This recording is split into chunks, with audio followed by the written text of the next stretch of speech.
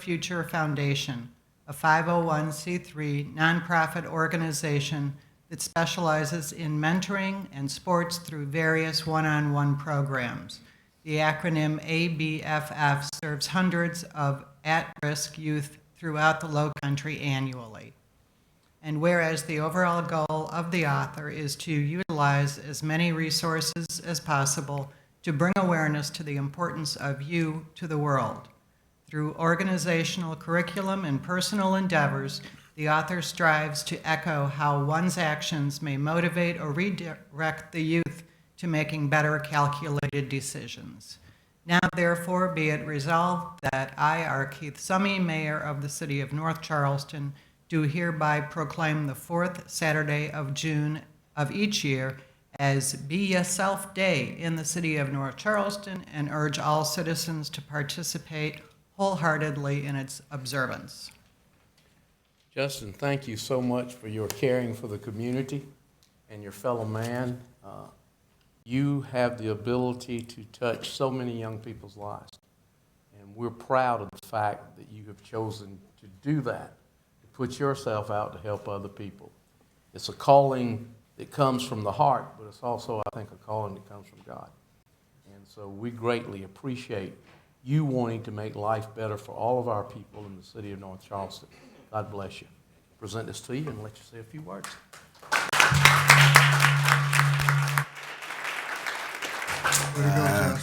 I would say thank you. Definitely, I want to say thank you for allowing me to even have this platform in order to reach out to our youth inside the community.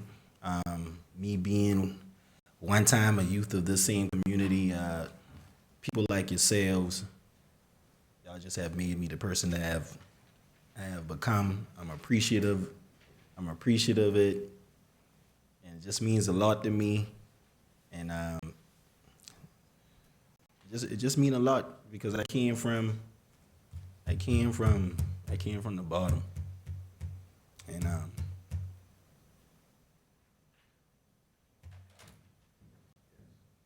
You're on your way to the top, my friend. Yeah. Oh.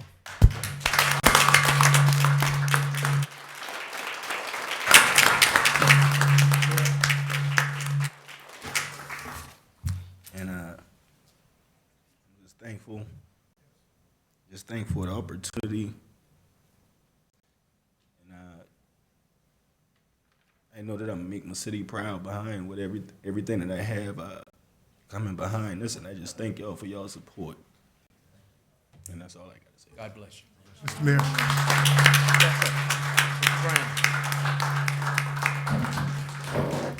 Mr. Brown. Just want to say that I've known Mr. Buford over the years, and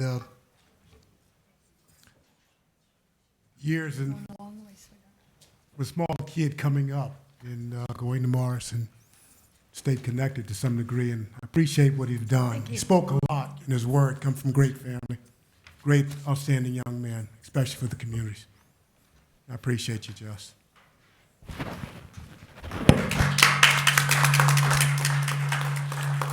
All right, Madam Clerk, please continue with the printed agenda. Item 1 is a request to approve the minutes from October 27th, 2016. Move approval. Second. Motion and a second. Any discussion? Hearing none, the clerk please call the roll. Mr. Brown? Aye. Ms. Jerome? Aye. Ms. Jamison? Aye. Mr. Brinson? Aye. Mr. Hart? Aye. Mr. King? Aye. Mr. Brown? Aye. Mayor Summey? Aye. Motion carries unanimously. Item 2 is the final reading of an ordinance for the proposed sale of not exceeding $80 million in limited obligation bond. Let me report to council that prior to this at 5 o'clock, I was over at the county building, and Charleston County Council, we had put in a request that they continue the funds that they have been putting in from hotel motel accommodations fees. And they agreed to recommend to council, it was a full body vote, it passed 9-1 to recommend a 25-year extension of that money, which will be about $1.4 million to this to go toward the parking garage section of what we're doing at the convention center. and they will take that up in their full meeting at the next meeting. Move approval, Mr. Mayor. Second. Motion and a second. Any discussion? Hearing none, the clerk please call the roll. Mr. Brown? Aye. Ms. Jerome? Aye. Ms. Jamison? No. Mr. Brinson? Aye. Mr. Hart? Aye. Mr. King? Aye. Mr. Brown? Aye. Mayor Summy? Aye. Motion carries. Item 3 is the final reading of an ordinance to approve the sale of 17.96 acres at 3685 Rivers Avenue, Charleston, North Charleston, formerly known as Shipwatch Square Facility, for the appraised value of $3,325,000 to Appian Investments LLC. Move for approval. Second. Motion and a second. Any discussion? Mr. Mayor. Yes, sir. Have we seen any plans from the developers yet? No, what they're doing now, if you'll remember under the contract, they have 6 months due diligence period. And we have seen their concept ideas, but they haven't completely come up with the full development plan. We do know a grocery store is the primary. They're looking at maybe some more retail, but also maybe some affordable housing as well. So I think they will come up with a plan that will make the project work for all of us. Anybody else? Hearing none, the clerk please call the roll. Mr. Brown? Aye. Ms. Jerome? Aye. Ms. Jamison? Aye. Mr. Brinson? Aye. Mr. Hart? Aye. Mr. King? Aye. Mr. Brown? Mayor Summy? Aye. Motion carries unanimously. Item 4 is the final reading of an ordinance authorizing the mayor to execute a lease between the City of North Charleston and Optima Towers 4 LLC. Move for approval. Second. Motion and a second. Any discussion? Hearing none, the clerk please call the roll. Mr. Brown? Aye. Ms. Jerome? Aye. Ms. Jamison? Aye. Mr. Brinson? Aye. Mr. Hart? Aye. Mr. King? Aye. Mr. Brown? Mayor Summy? Aye. Motion carries unanimously. Item 5 is the final reading of an ordinance authorizing the mayor to execute quitclaim deeds and any other documents necessary for the streets shown regarding the as-built location of Weber Boulevard and Ingleside Boulevard. Move for approval. Second. Motion and a second. Any discussion? Hearing none, the clerk please call the roll. Mr. Brown? Aye. Ms. Jerome? Aye. Ms. Jamison? Aye. Mr. Brinson? Aye. Mr. Hart? Aye. Mr. King? Aye. Mr. Brown? Aye. Mayor Summy? Aye. Motion carries unanimously. Item 6 is the first reading and a public hearing for an ordinance to rezone the property addressed as 2137 Haines Street, Charleston County, TMS 478-110024, from B2 General Business to R3 Mobile Home Residential, and concurrently amending the comprehensive plan's future land use map for the same parcel, changing it from major business retail to mobile home. Yes, sir.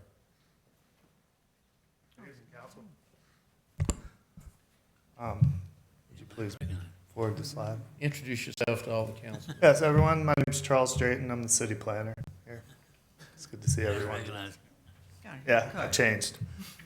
So this is a proposed rezoning of 2137 Haines Street. Tax map number is shown on the screen. It's currently zoned B2 General Business. The request is for R3 Mobile Home Residential. Property owner is Philip R. Edwards and Kevin M. Guillaume. Parcel is just over 9,000 square feet. It was annexed in 1992 and is in Council District 6. These are images of the parcel as it was posted for the meeting tonight, and an aerial of the parcel showing its location on Haines Street. This is the zoning map. You can see that the parcel is zoned B2, and the mobile home park next door to it is not within the city. This is a future land use map. This parcel is in the major business retail. It's hard to tell, but right next to it, the parcels to the west are all redevelopment priority. Okay, this is a vacant lot on Haynes Street. It's proposed for rezoning to R3. The lot is not large enough for a manufactured home park. It would only be large enough for a single unit. There are adjacent R3 uses, but the comprehensive plan's future land use map and the current zoning of those adjacent parcels does not support the R3 activity. Based on the adjacent future land use and zoning, staff recommends denial, and the Planning Commission concurred unanimously. We have any questions by council? Hearing none, this is an advertised public hearing. Anyone wishing to speak on this issue, please come forward, state your name and address for the record, and give us your remarks.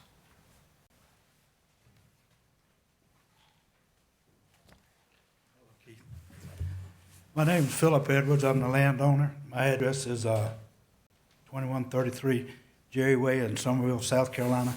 Today and yesterday I done some scouting around the area or whatever, and on within the block of Midland Park Road in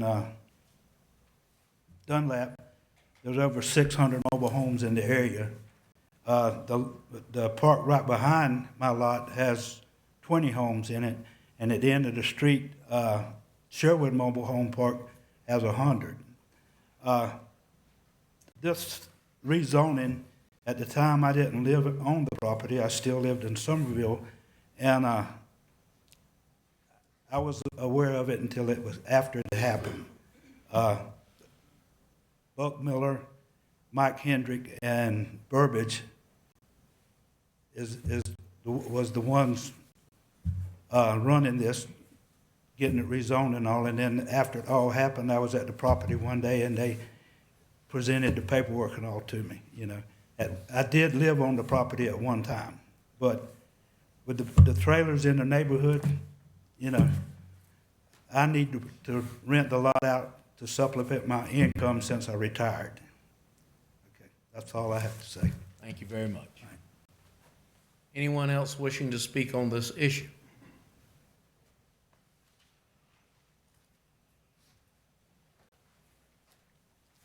Mayor, Council. My name is Bob Caldwell. I am owner of Caldwell Commercial Real Estate Services located here in North Charleston. And I happen to represent 0 Haynes Street LLC, 2115 Haynes Street LLC, 7053 LLC, and 7011 Rivers Avenue LLC. It's basically the adjacent property. Similar here, the orange is the property that of the LLCs I just named, and then highlighted in yellow is the lot that is up for rezoning.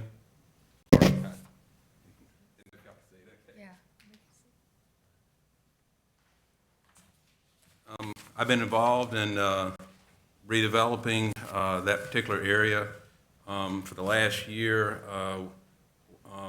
My client bought 7053, which used to be the old J.D. Byrider building, and we've converted it to a 12,000 square foot law office building. And we also have future plans for a 3-story office building right behind it. And the yellow is the flag lot that's up for rezoning, and it's right there, the parking lot beside the building. So the owner has asked me to come and ask that the council deny. Thank you, sir. Y'all not interested in buying it from the gentleman? Sure. Thank you. All right. Anyone else wishing to speak on this issue?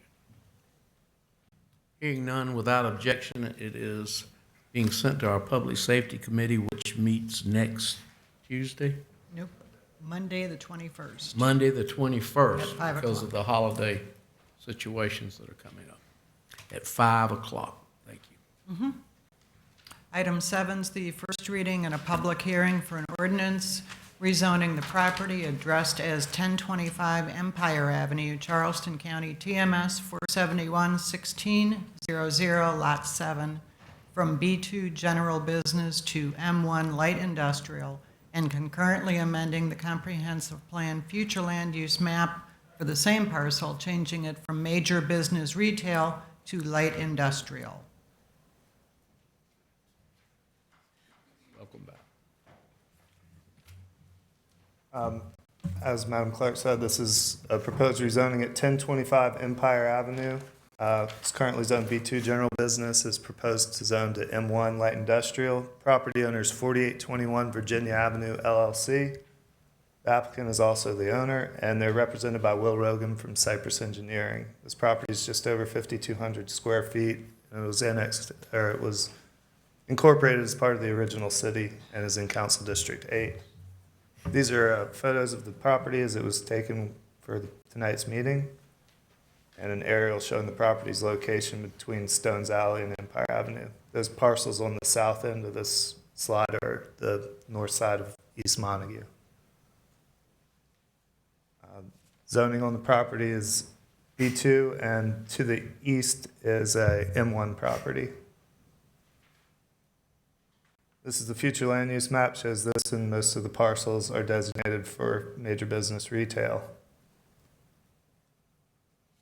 This is a proposed rezoning of a dual frontage lot between Empire Avenue and Stones Alley. The block where the parcel is located is between the two sections of the Old Village Business Overlay District. This request to rezone the property to M1 Light Industrial, that matches the adjacent parcel to the east. Both of those parcels are under the same ownership.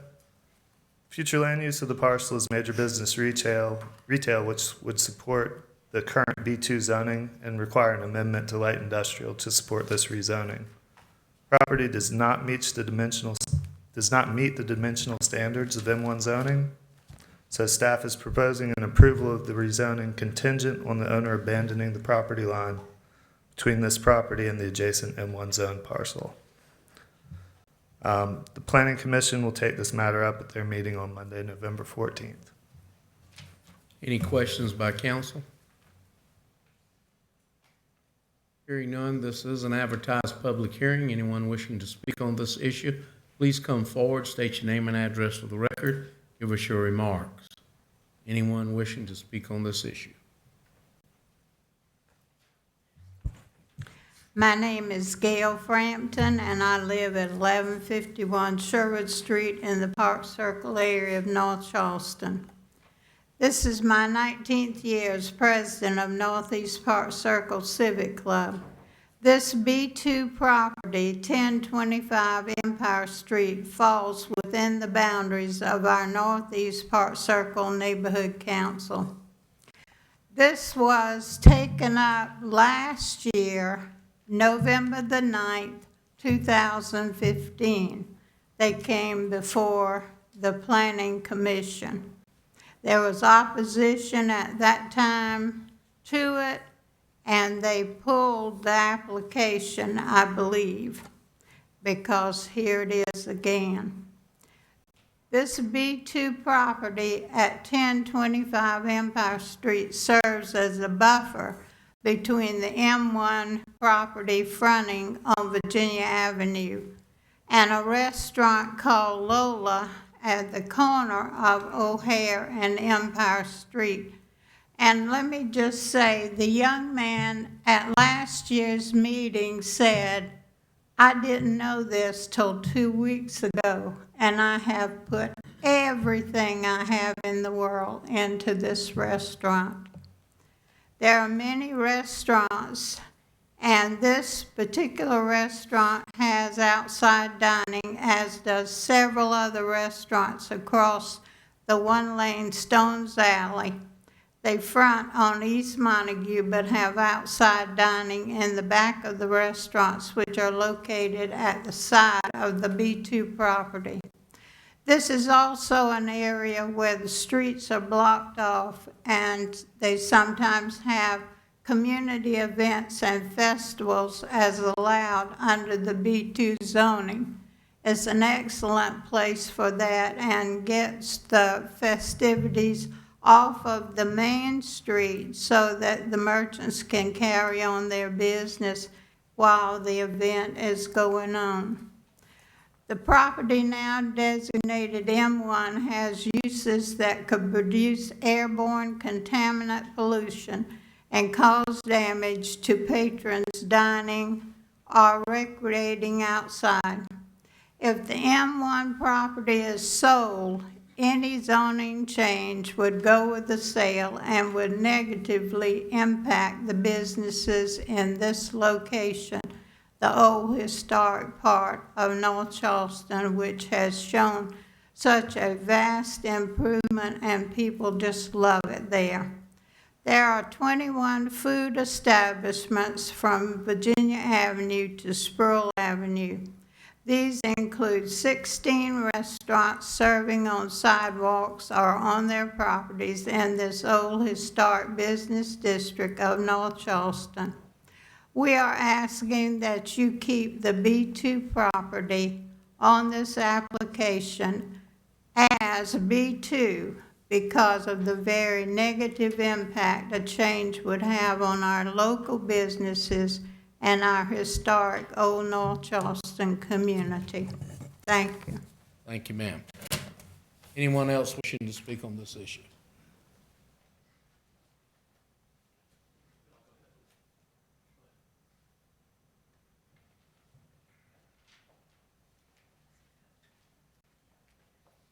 Good evening, Mayor and Council. My name is Will Rogan. I'm with Cypress. Let mic up a little bit, Will. Sorry about that. A little tall.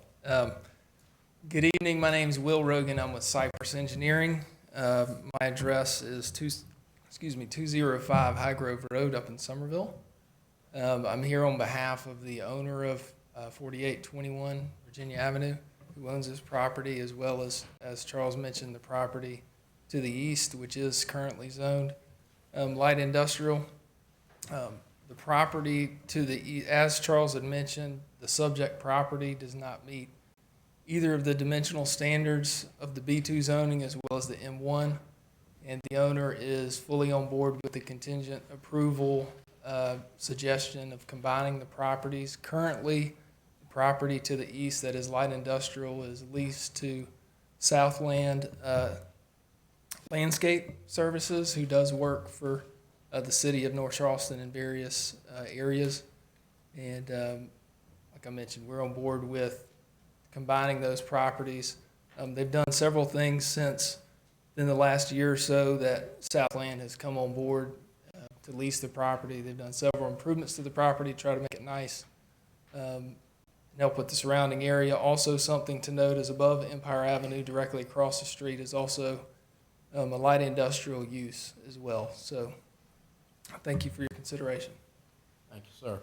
Anyone else?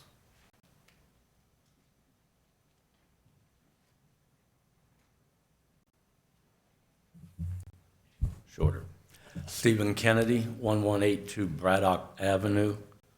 I'd like to start off by apologizing. Usually when I come to speak before you, I have my thoughts written down, and I don't tonight because this has not gone before the Planning Commission, so I don't have a full grasp of what this business does. But as you probably have guessed by my previous times before you, I am opposed to any rezoning that broadens the use of a property in the Park Circle area. This property, I don't know what they're doing. Next Monday, I expect to be at the Planning Commission and get a better idea. But as I've often said before you, that I don't necessarily oppose this applicant's use of the property, but I look to the future and what can be put on this if they are gone. Last month at meeting, I believe it was Mr. Oles who brought up, a little, not confusion, but not understanding fully where certain things can go. And as an example, he used a strip club. Well, a strip club can go in M1, although I was told by staff a little while ago that because of the proximity of this to churches or residential dwellings that it would not be possible on this particular property. But, you know, I wish I could say more, but once I hear the Planning Commission, I expect to be before your Public Safety Committee meeting. Overall, though, this is a problem that I've heard council chew on of, you know, you're supposed to be looking at the future and not who's going on there now. We cannot be the only community in the state who faces this.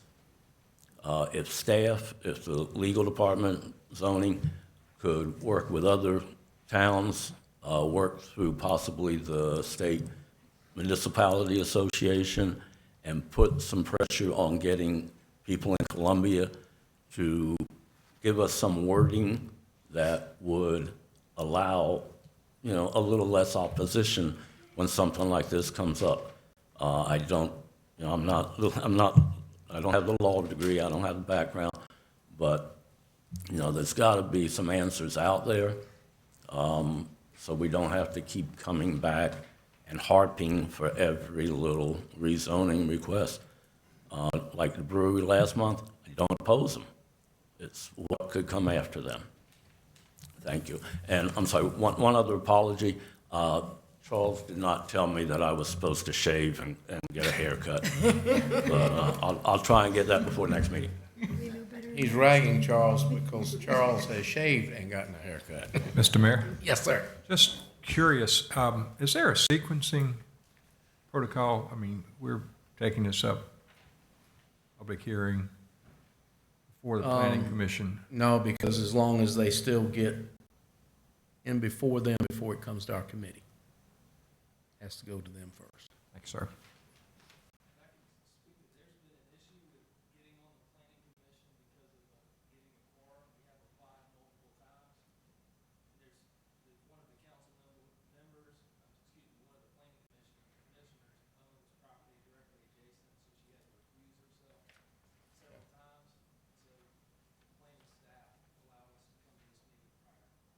It was an accommodation because they did withdraw last year and they only have a year to reapply. I understand. My question was, is there a legal? No, no, we prefer to Sequencing. do it the other way, as we always do it, but there's no legal requirement.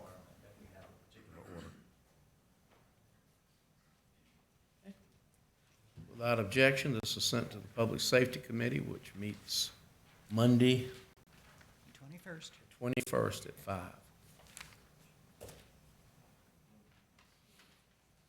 Item 8 is the first reading and a public hearing for an ordinance rezoning the property addressed as 1810 Dayton Avenue, Charleston County, TMS 469-1200, Lot 043, from R2 multifamily residential, and concurrently amending the comprehensive plan's future land use map for the same parcel, changing it from multifamily residential to major business retail. And I'm sorry, that first line should read in there that it's being requested to change from R2 multifamily residential to B2 general business. Right, okay, thank you. So this is a proposed rezoning at 1810 Dayton Avenue. Oh, forgot my, Currently zoned B2, or currently zoned R2 general, or, excuse me, let me start over. This is 1810 Dayton Avenue. It's currently R2 multifamily residential zoning. The request is to go to B2 general business. Property owner is the city, and we're the applicant on this. Area of this parcel is just about 8,400 square feet. It was annexed in 1972 and is in Council District 10. Before you is a picture of the properties with the posting for tonight's meeting. And this is the aerial showing the property's location on Dayton Avenue, kind of near that former entrance to the Naval Base area at the end of North Carolina Avenue. The zoning map shows this parcel is R2. There's a lot of different zonings in the area. There are B2 parcels on Reynolds Avenue to the north, and the parcel in the corner of Dayton and North Carolina Avenue is also B2. Future land use map shows that this parcel is designated for multifamily residential and the surrounding parcels for neighborhood commercial.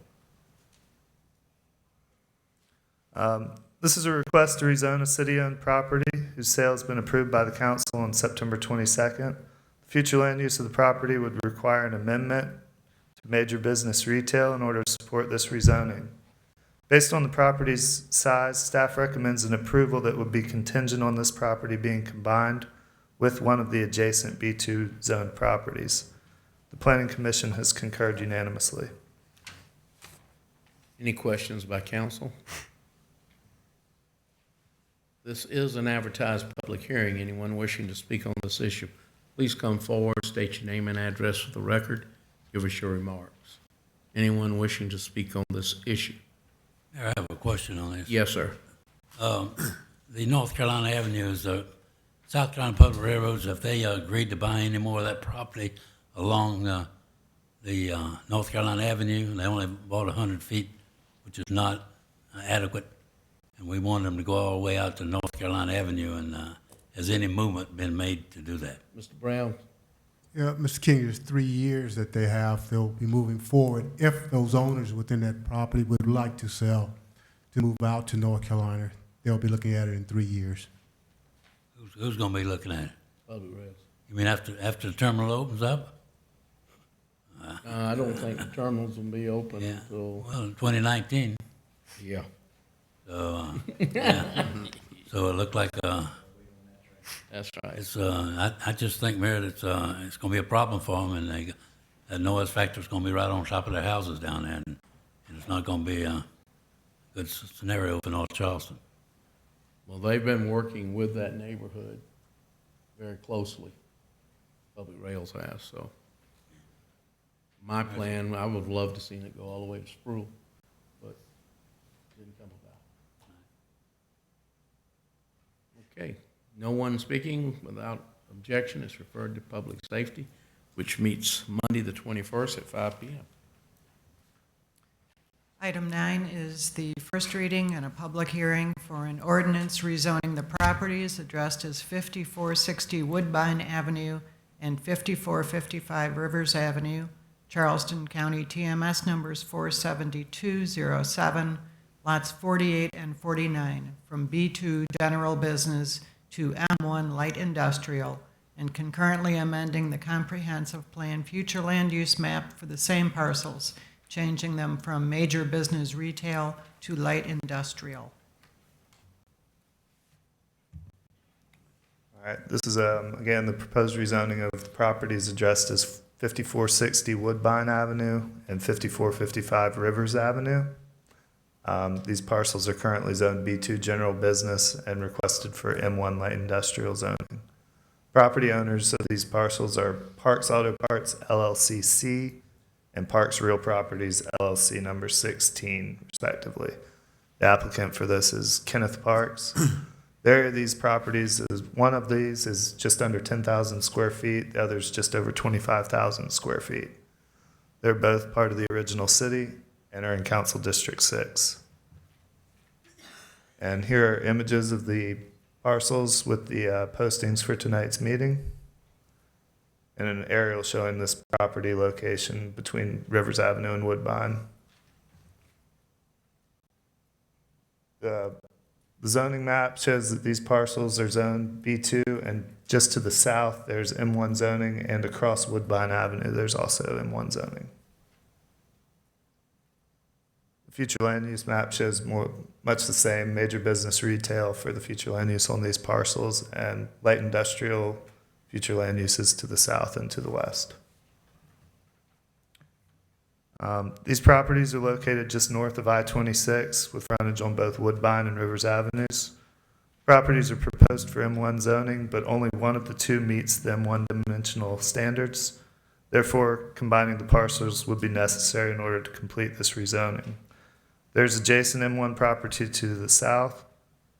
An amendment to the comprehensive plan's future land use map to light industrial is required to accompany this rezoning. Staff recommends an approval contingent upon the combination of these two parcels, and the Planning Commission has concurred unanimously. Any questions by council? Yes, sir. Mr. Mayor, do they know what they intend to put there? It's an extension of their current business, I believe. That's where it's Parks Auto Parts. Parks is the owner of the property to the south and of these parcels. They're wanting to expand their warehouse space. We're taking M1 to do that? Yes. Any other questions? This is an advertised public hearing. Anyone wishing to speak on this issue, please come forward, state your name and address for the record, and give us your remarks. Anyone wishing to speak on this issue? Hearing none, without objection, it's referred to the Public Safety Committee, which meets Monday, the 21st at 5 p.m. Item 10 is the first reading of an ordinance to approve the annexation of Section 52F TMS 411-1100-181 Charleston County in Council District 6 for first reading. Move for approval. Second. Motion and a second. Any discussion? Yes, ma'am.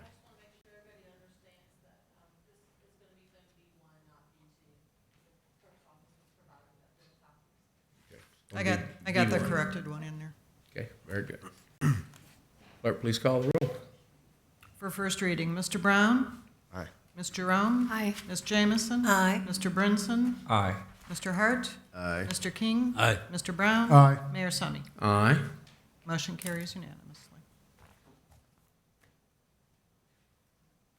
Item 11 is the North Charleston Citizens Advisory Commission on Community Police Relations.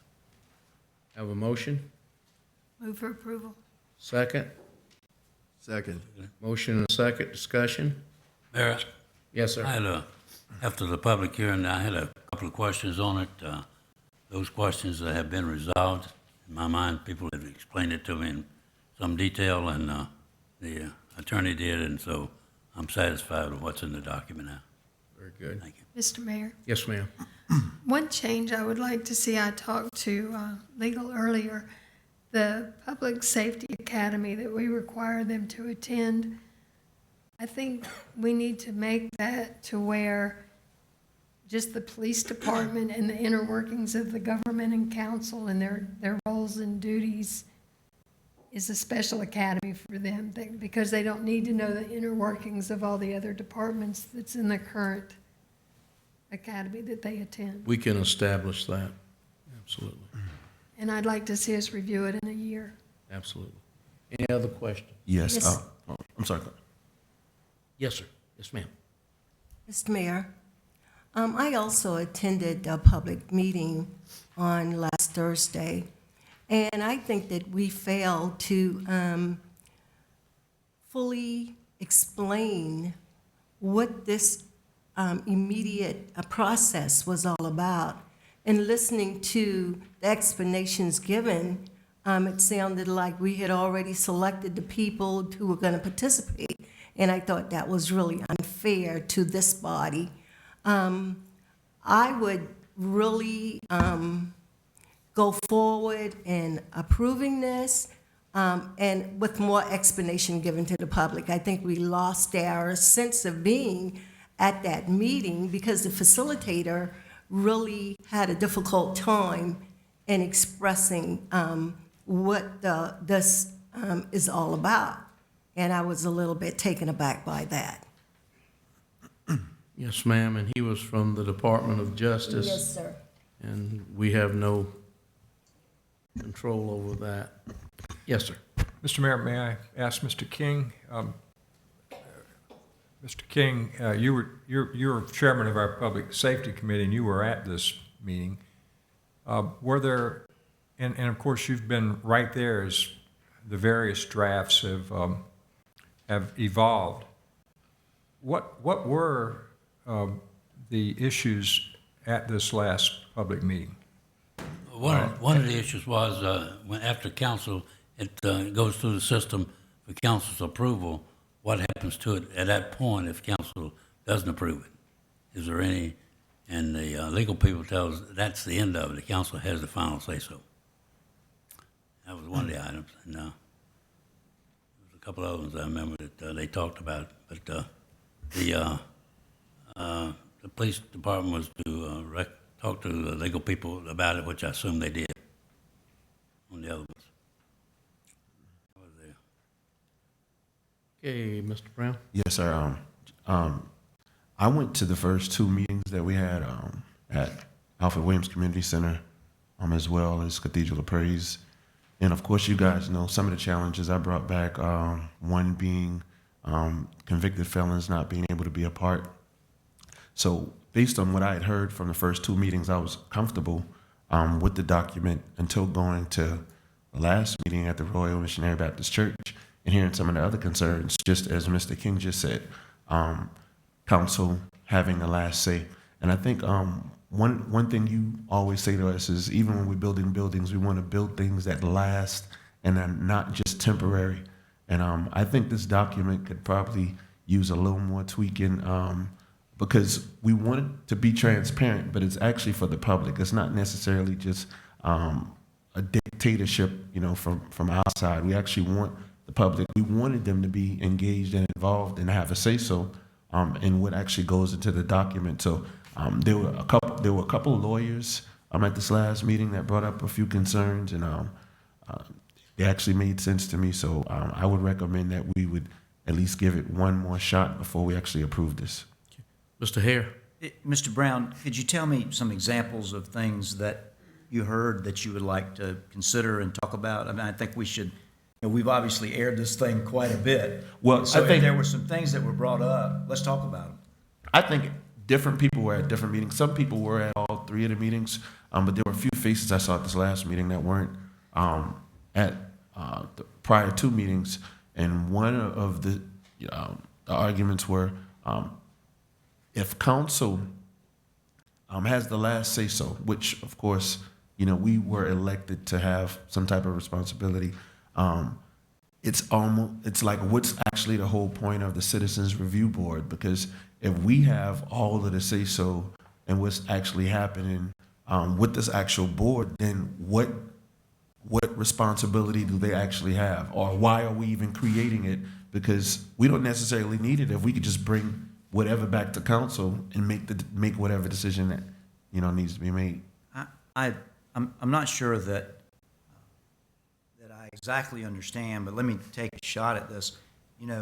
Council's real role in this document and this process is to select two members from their district that will represent a cross-section of their district and be the people's voice. I don't envision council having much to do with this after that process begins. And certainly, as this committee, we've never done this before, and so we may not get it perfect. But as this committee meets and begins to do the things that they're going to do, it's going to evolve and it's going to change. And I would expect, as Ms. Jerome suggested, let's review this document again next year. We can make it better. But at this point in time, it's sort of hard for us to decide how it's going to work, what's going to need to be changed, because we haven't done it before. And let me suggest this to the public, because it is maybe difficult to understand the process if you only come and see one part of it here and one part of it there. Having a citizens advisory panel for our police department is not a new thing. This is simply a different thing. We've had a citizens advisory panel for our police department for a few years now. And what has happened is, after the Walter Scott incident, we reached out to the Justice Department and Walter Atkinson and said, hey, give us your ideas about how we can make our process better. And so he did. He came in and he took a look at the existing review board that we had. And he said, you might want to think about changing this, expanding their role, changing their role, changing the way they're appointed to better represent a cross-section of our city. And so that's what really began this process. So this is a totally voluntary process that the Justice Department has helped us along the way to guide us. And as you know, as everyone knows, we have had numerous public hearings of this document, one in the north, one in the south, twice at City Council. This council made substantial changes to the document after it went north and went south. particularly about the method of appointing the people. And there's some confusion about that. Each city council member gets to appoint two, and you can use any method that you choose. There's a suggested method in there that I sort of came up with as a possibility, but it's certainly not a requirement. So, you know, we may not have it perfect, but I think it's a pretty good document. And the things that we are hearing that people want to put in there now, quite frankly, are things that this body has considered and has said they don't want them. And so if there's something out there that we should be considering, something specific, then we should consider it. But I don't know that we're making any progress by continuing to talk about this particular document unless there's something that somebody really wants in it. Mr. Brown, you have any questions? Attorney? Well, Mr. Brown. Mr. Brown. No, I don't have any questions. I just wanted to pretty much express, my concern. Like I said, I went to both meetings, and from what I heard in the first two meetings, I thought we had the document pretty close to where we wanted it to be until going to the last meeting and hearing a whole lot of other ideas. I just thought it would be good, especially since the document is for the people.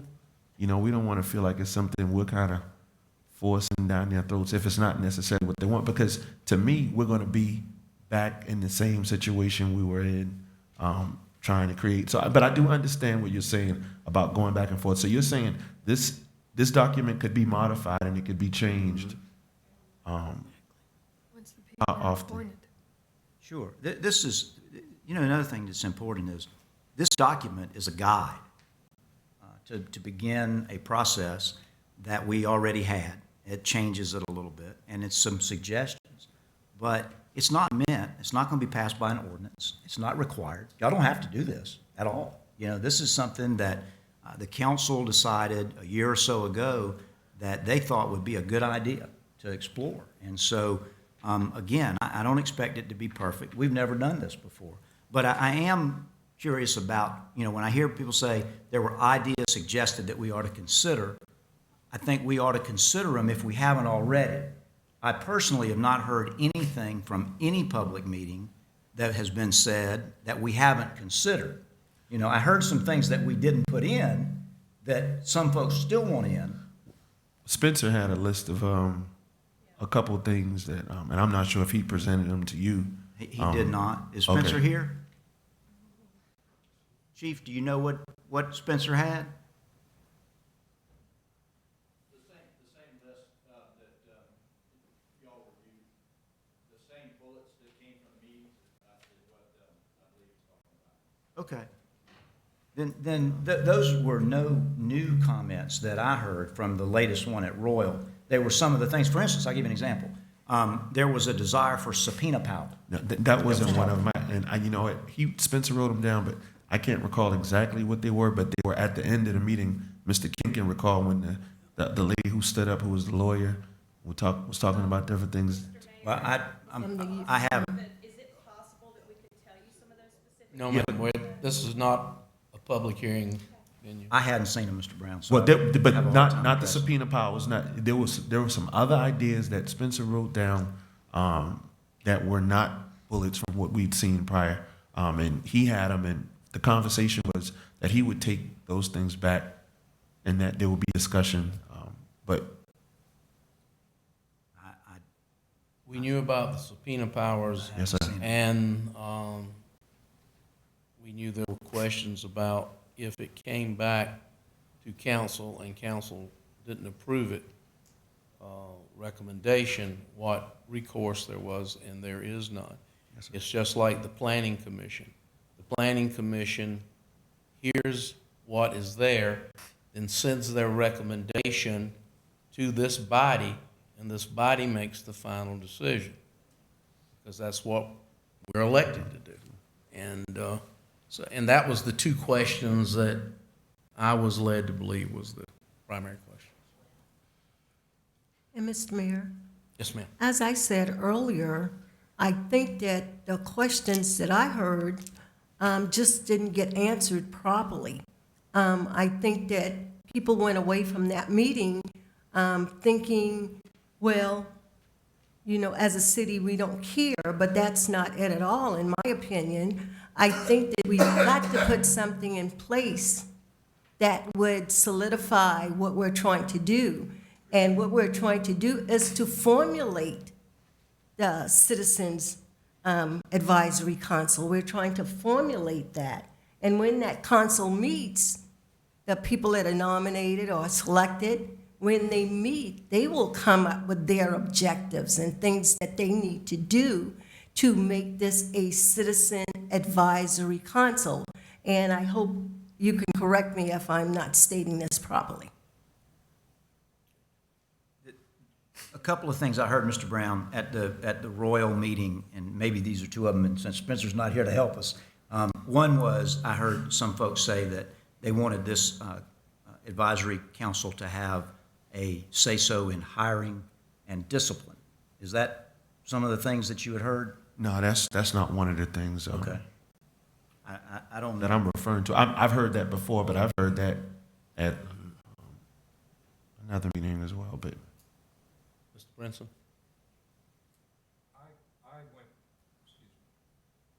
I attended the first two meetings, couldn't make the last one, and you know we have been working on this now for more than a year. I find it interesting that in asking Mr. King what he heard that was different, he and Mr. Brown said same thing, and that is, one issue is what happens if City Council simply does not abide by the recommendations of the advisory group.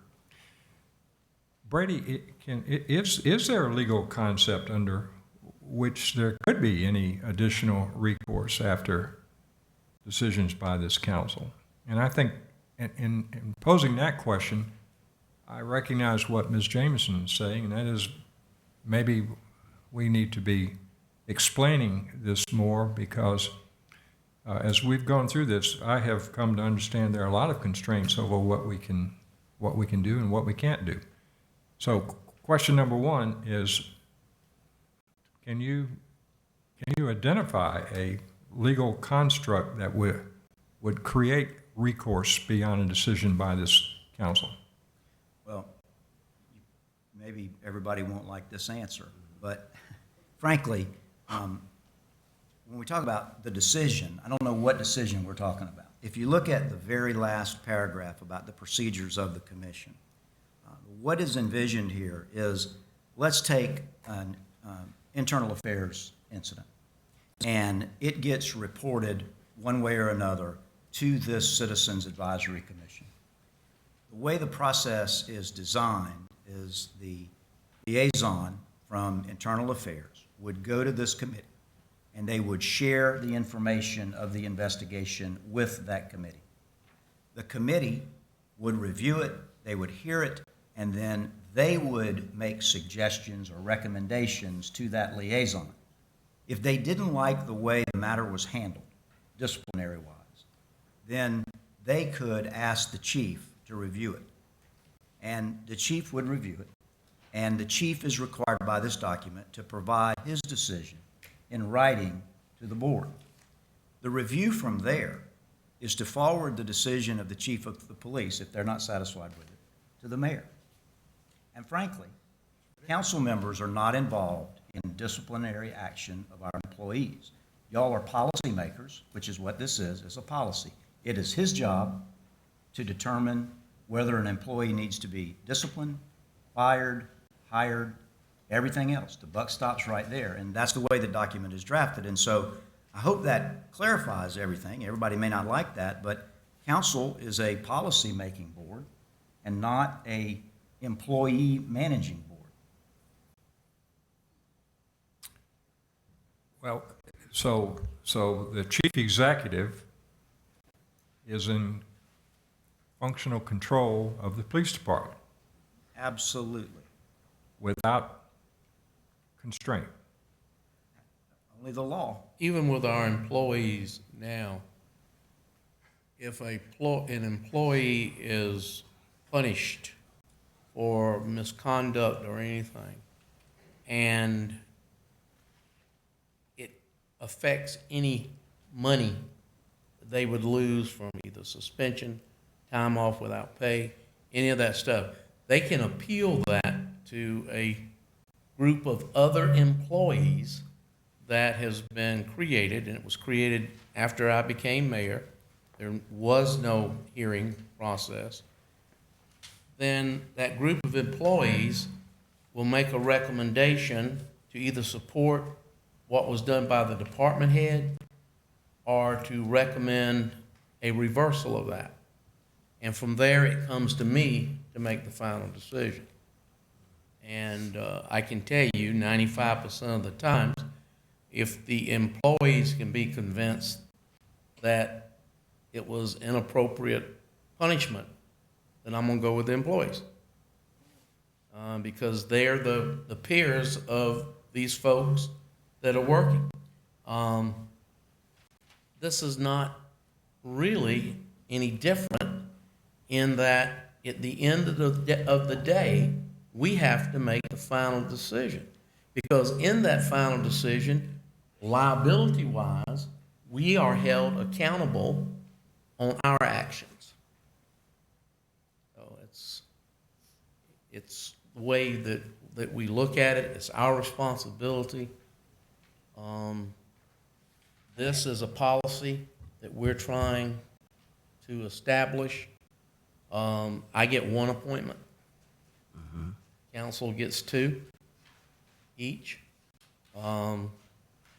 And I think that that's as fair as we can get it, because it gives each council member an opportunity to appoint people that they think are responsible, that will make decisions that's in the best interest of the public and the city.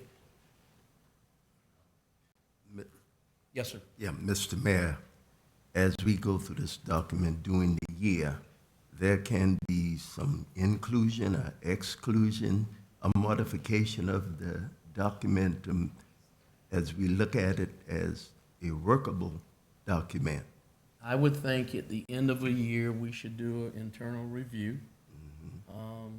not just from us, but from the members of that body. If they think something is working or not working, they need to tell us. And then we can make adjustments from that, as long as it doesn't violate the law, what else we normally do. Okay. Mr. Mayor, Yes, ma'am. and I think we need to start somewhere and start it, let the process begin, and then we could fine tune and add and subtract things.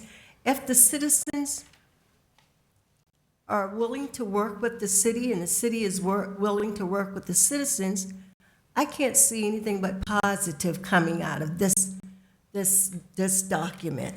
We're going to have to start somewhere. We can fine tune it in a year. We can come back. The public is going to have the media on their side to say whatever they want to say. So let's start somewhere. The going back and forth just does not get it. Absolutely. That's right. Okay. Everybody ready to vote? Yes, sir. One more thing. I want Yes, to be sir. clear. We have to choose 2 council members. 2 people that live in our district, right? Correct. So that each district will have equal representation, and then 1 from the executive department. And they will appoint, excuse me, Mr. Mayor, they will elect their chair? Yes, I think that's the way it works. Yes. I think there's 3 more also from the school Yeah, the school. and the chamber. And the Chamber of Commerce, so that we've got the businesses represented, and we've got the young people represented. Let me ask one more question, Mr. Sure. Mayor. Is this board or this organization something we would want to function as just a community group, or is it something we may want to put a budget with, or to create like some type of staff? Or No, none of our advisory committees are created by sanction of law that allows funding. All volunteer. Anything else? We've had a motion, I believe, and a second. Yes. Clerk, please call the roll. Sir.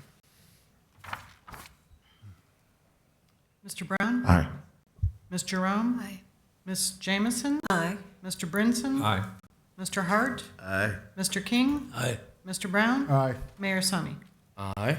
Motion carries unanimously. Okay. Next item. We have one speaker. We have one speaker. Reverend, seen you twice tonight. Please come forward, give your name and address for the record and your remarks. I'm Reverend Nelson B. Rivers III. I'm pastor of Charity Missionary Baptist Church. My address is 5520 Indigo Makers Trace, North Charleston, South Carolina, zip code 29418.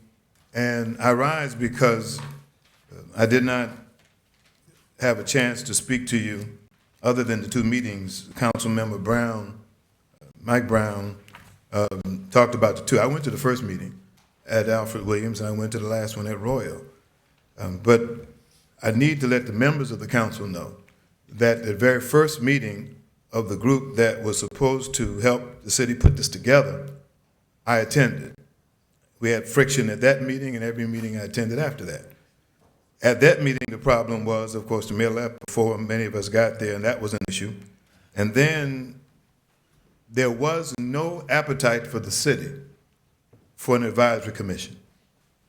It wasn't on the agenda. Walter was not going to present it. I called him Walter, I've known him a long time. And so after that, I brought with me a copy of the Richland County Police Advisory Committee to be considered. We never proposed, in my time on the committee, a plan with subpoena power, but we proposed the first one. After the first one, we were supposed to come back at the next meeting and discuss that one, Richland County. The next thing we found out, there were other proposals. The worst proposal by the folk who were in the meetings before I quit going was Hammond and Den. That's the proposal we have. Why? Because Hammond has a 15% black population. North Charleston has nearly a half black population. Hammond doesn't have the same kind of community we have. But the worst thing was, it sent a message to me, as both pastor and member of the committee, I was wasting my time. Because the city was going to come up with what they wanted. So we might as well skip all the shenanigans and get to the part where you just say what's going to happen. So that was really my issue. I was not coming to the meeting at Royal, and I was not coming at the meeting after Alfred Williams, but a press report came out that the city was proposing this document before some of the revisions, and it listed the people who were a part of the original proposal. And my name was on the list. Well, now I got a problem, because I would never support this. I spoke against it the first time I saw it. I'm speaking against it again, but I'm really concerned about the process. The attorney asked a question about whether people had input. There was a lot of input. In fact, Councilmember King said, I heard him say it, then he was quoted as saying it after I left, or at least the Post and Courier reported it, that he thought it ought to go back to the committee. I talked to Councilmember Brown outside after I left that meeting at my church. He said the same thing. So frankly, a lot of folk didn't come tonight because they were misled to believe that this would not be the final vote. It would go back to the committee and people would have a chance for input. The problem you have that you don't want to accept, you get upset, you don't do very well with critique, and you don't even do good with criticism. You don't want to hear from folk who don't agree with you. The problem and option I have is I don't work for anybody up here. And so I can say what I want to say. A lot of other folk are compelled by the way the city is run, by this mayor and by other folk, not to be free to speak. And so I have to speak for those who cannot speak, who I represent. This was the issue. If you were sincere about a process that would produce public confidence, which is what you say you want to do, then the process would not have been dictated at the beginning to arrive at this outcome. And then when you say, and sincerely, when you all say, come on now, I was born at night but wasn't last night.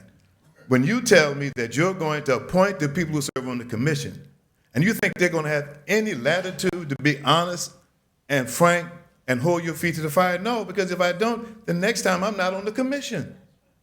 So unless you have a way for folk to get on the commission that does not involve you rubber stamping their participation, they have no credibility. Because this is an exercise that's a farce. The problem is you have a transparency problem, you have a respect problem, and you have a credibility problem.